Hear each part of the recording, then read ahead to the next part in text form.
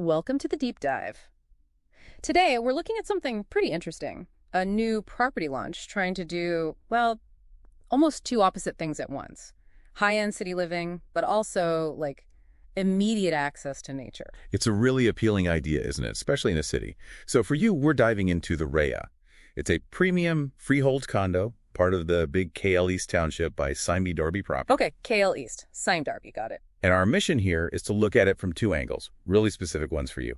First, the investor angle, focused on returns. Right, capital appreciation. Makes sense. And second, the homeowner perspective. Yeah. Thinking about livability, space, family, that kind of thing. Okay, that dual focus sounds good. So the Reya, what's the initial snapshot? Well, it's definitely targeting families looking to upgrade.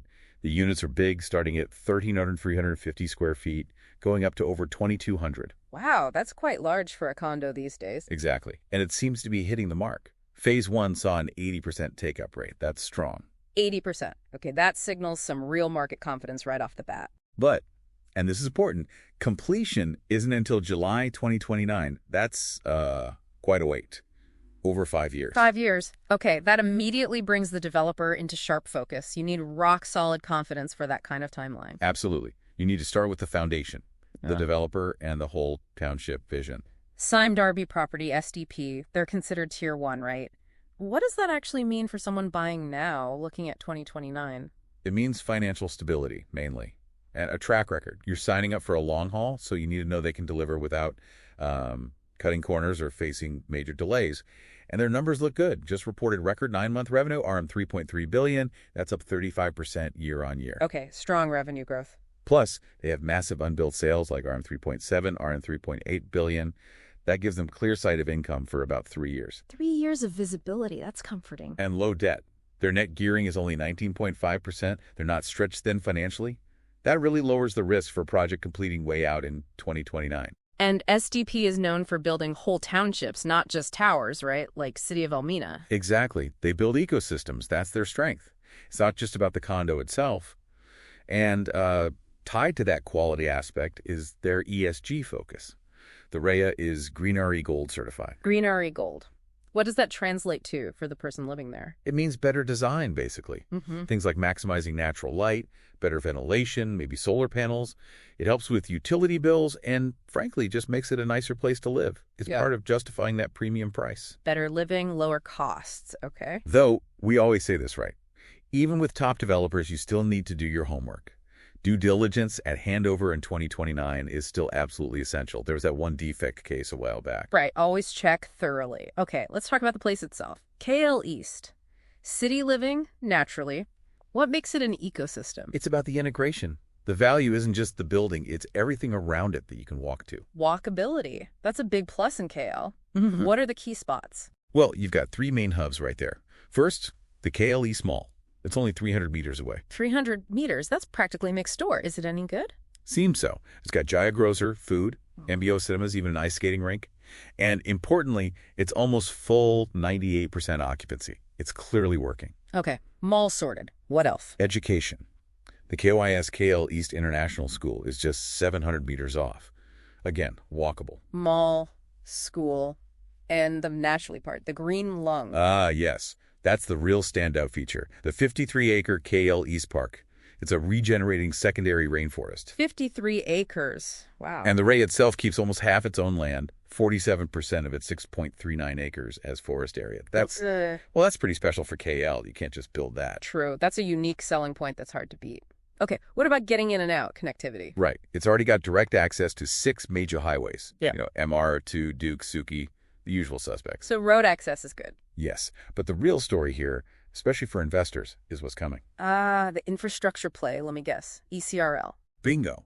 The Gombak station for the East Coast Rail Link. And the timing on that, that's the crucial part. It's scheduled to be up and running in 2027. 2027. Wait, the Reya handover is 2029. Exactly. That's 2 full years before you get the keys. So the ECRL impact, the value uplift, should be fully baked in by the time owners move in or investors look to sell or rent. Precisely.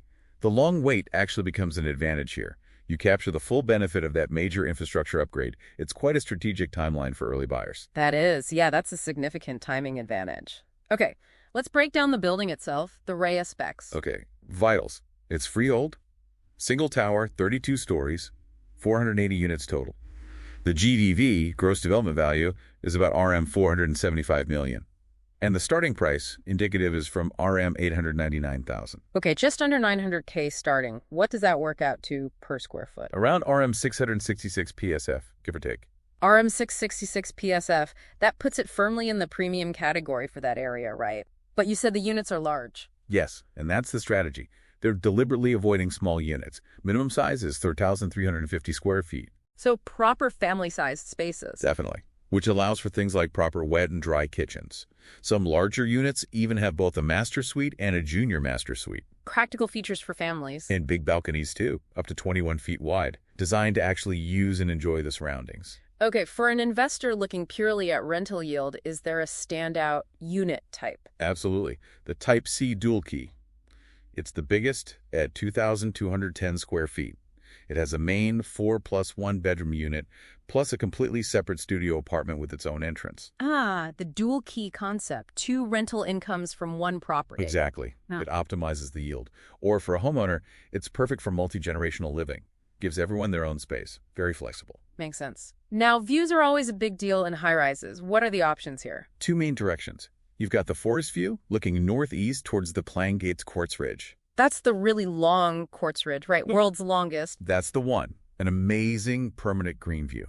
The other side is the city view, southwest, looking towards the KL skyline. Forest or city, both sound pretty good. But this brings us to something you flagged. A critical design point, maybe a flaw. Yes, this is something buyers really need to be aware of. The facilities list is long infinity pool, pickleball courts, co-working space, the works. Sounds standard for a premium condo. What's the issue? It's where they put them.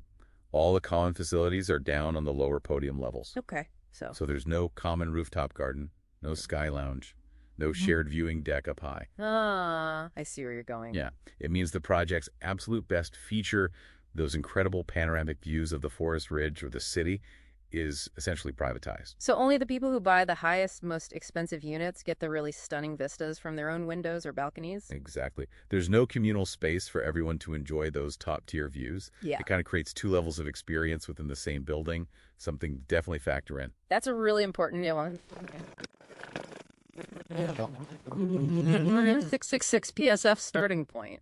How does it stack up against other condos nearby? Well, if you look around Wangsa Mancha Melawati, older places like Villa Wangsamas are maybe RM 350 to RM 420 PSF. Much lower, but older stock. Right. Then you have more modern mid-range stuff like Infinity 3, maybe RM 465 to RM 510 PSF. Okay, still a significant jump to the Reya's starting price. Then you get to the newer, genuinely luxury projects like Wangsa 9 Residency or maybe Park 1 in Melawati.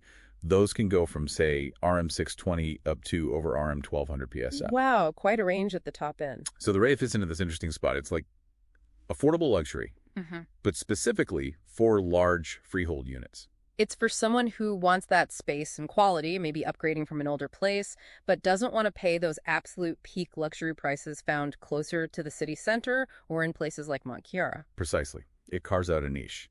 Now, for the investor, looking at this price point and the 2029 completion, it's clearly a long game. Not a quick flip. Definitely not. It's a capital appreciation play over the medium to long term. The main risk is tying up your capital for 5+ years. That's a significant opportunity cost. But the flip side is locking in today's price and capturing that ECRL catalyst. Exactly. You wait out the construction noise, you wait out the ECRL build, and hopefully by 2029, you benefit from the enhanced connectivity and maturity of the whole township. Okay, let's shift gears fully to the homeowner perspective now, the human side. Who's the ideal person to live here? I think it's really geared towards multi-generational families or families upgrading who want space and safety. People who value that quieter, greener environment. It feels more locally rooted, perhaps, than, say, an expat-heavy area. And the big draw for daily life is that micro-convenience you mentioned. Yes, the walkability, being able to walk to the shops, walk the kids to school, walk to the park.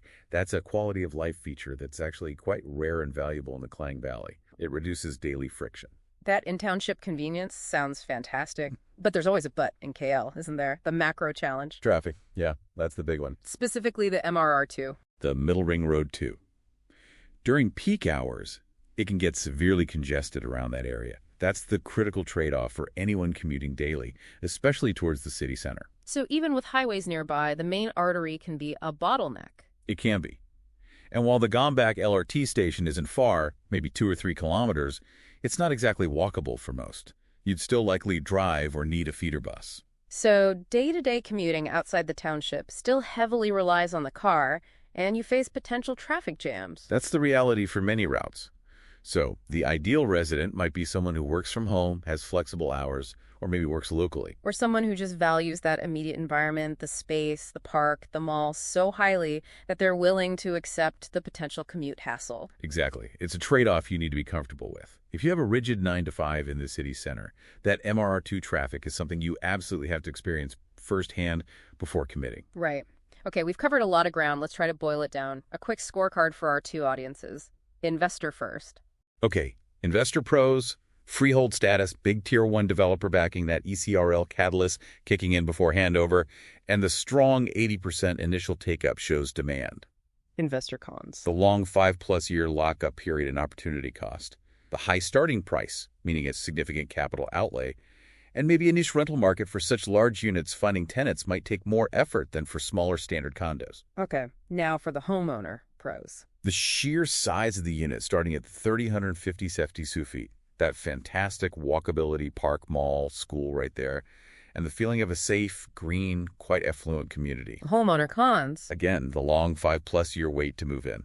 The potential for bad MRR2 traffic if you commute at peak times. And that point about the views being privatized, no common deck to enjoy the best panoramas. That lack of a common viewing deck is a niggle, isn't it? Especially with those potential views. It is. It feels like a missed opportunity to enhance the communal value. So based on all of that, what's the concrete advice if someone's seriously considering this? Okay, for maximum capital appreciation potential, I'd say target the premium corner units, type B or C, high floor. And crucially, prioritize the forest view, the northeast-facing units looking at the Quartz Ridge. That's a permanent, unique view that should hold its value best. Okay, aim high, aim for the forest view if possible, and for rental yield. The Type C dual key is the obvious choice there. It's built specifically to maximize rental income from the single asset by having those 2 distinct living spaces. Got it. Dual key for yield. Any final must-do checks for anyone. Absolutely. One critical piece of due diligence. Do a real-world commute simulation. Drive the route you'd take to work or wherever you go regularly during peak morning and evening hours. Experience that MRR2 traffic yourself. Don't just rely on Google Maps. Feel the pain, potentially. Feel the potential pain, yes. Understand what you're signing up for. And, of course, factor in the long wait and be ready for a very thorough inspection when you finally get the keys in 2029. So, summing up, the Reya presents this really unique package.